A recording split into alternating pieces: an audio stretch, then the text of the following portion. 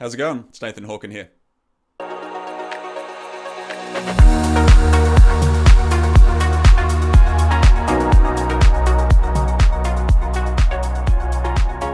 One of the fastest ways to get lost is by following someone else's roadmap for success.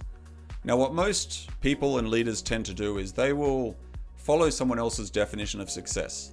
They will look at someone who has created, maybe it's a successful business which has been built out of passion-led work. Maybe it's a senior executive position that they're aspiring to achieve to. Maybe it's just doing something for humanity that really serves a deep purpose. And they will look at that person and they will start to follow that roadmap for their success. But that's the problem right there.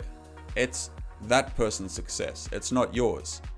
So what you really need to do is take time and figure out what your definition of success is so that you can then create a roadmap to create what you want to achieve, not what someone else has achieved.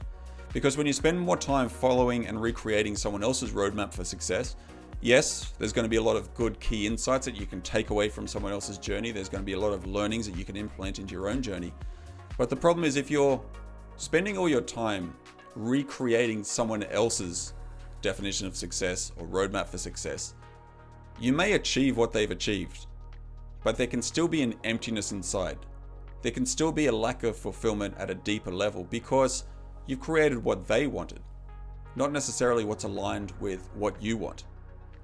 And so in this video, I'm going to share with you 3 very powerful questions to help you start to understand what you truly want, which will help you define what success looks like, so that you can then start to get on your journey towards that.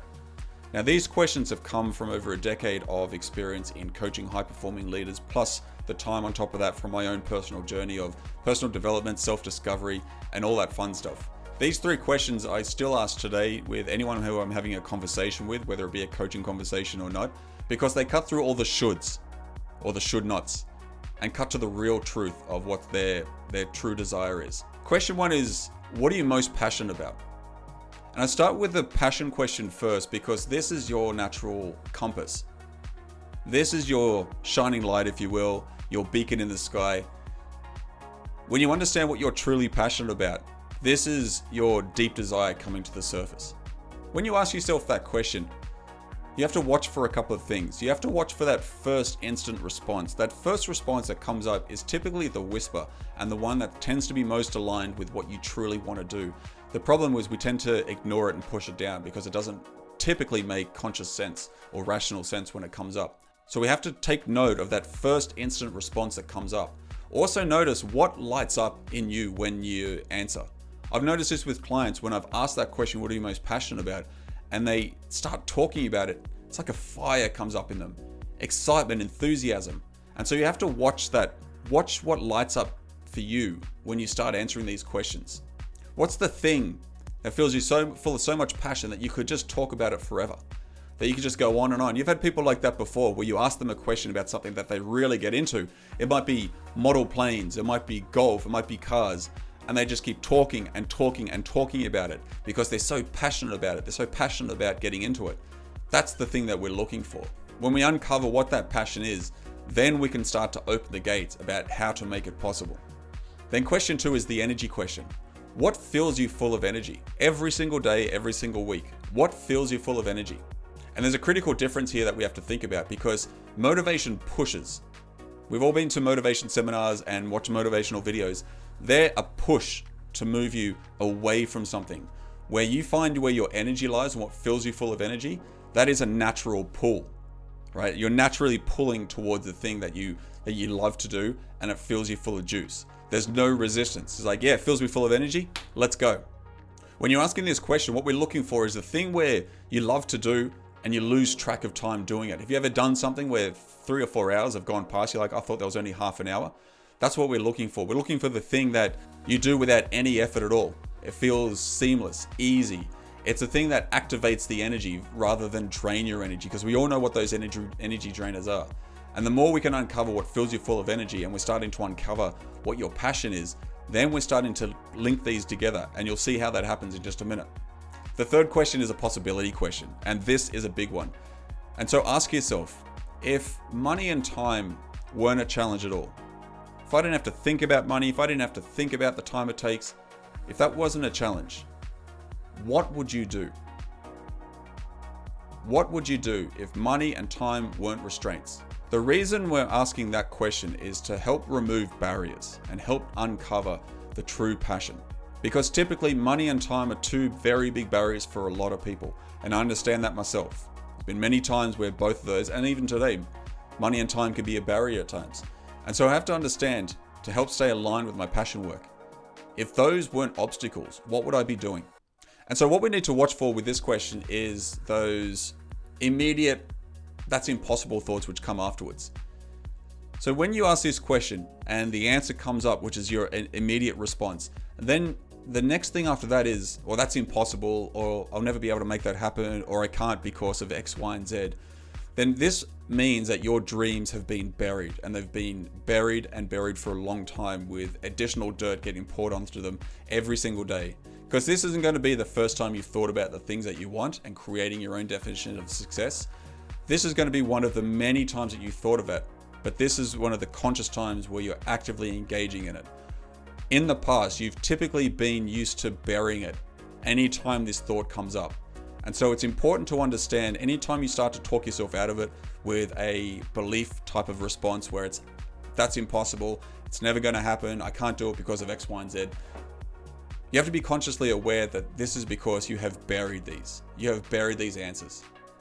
And this is a good indication that it's something that scares you. You have to notice when things are scary. Scary in a good way. Because typically when something is scary in a good way and you're talking about what would be possible if money and time weren't an issue and the answer comes up, you are probably scared to go out and go after it because of the restraints and because it's been buried. But even though you might be scared, it's a good type of fear, and it means that you've touched on the exact thing that you need to be doing. And so when we look at how these three questions are structured and connected, then these three questions will reveal patterns. Patterns of your thoughts, patterns of your thinking, patterns of how you're holding yourself back at the moment. Some of the common surprises that we tend to notice when we ask these type of questions is that your answers don't match your current life. They're very different to what's happening now. They also shine a lot of clarity on what's missing at the moment. And so you might be thinking, okay, cool. So I've got these questions now. I can sit down and ask myself them, that's fine. What do I actually do? And so I think it's important to have a couple of action steps for you, which would be to, when you're doing this, when you're sitting down and actually asking yourself these questions, look, don't do it now while you're watching this video, unless you have time. But find some time in the early morning when you're fresh, you're awake, you're just getting started, you have a bit of quiet time in the morning to really focus on the answers. Outside of that, maybe a quiet evening. So when all your day's work is done, you don't have anything else to do except have time for yourself, really good time in the evening to sit down and just focus on you and ask yourself these very powerful questions.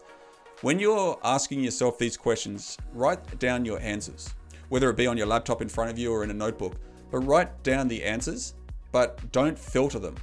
Write down everything that comes up so you can bring further awareness into your train of thought, into what's coming up for you that might be a potential barrier. But more importantly, writing down your actual passion brings it into another level of reality. By having them written down, then in a day's time, 24 hours time, sit down and review them. Think about them some more. Meditate on them some more. Really think about what you've written the day before so you can start looking for immediate small steps to take.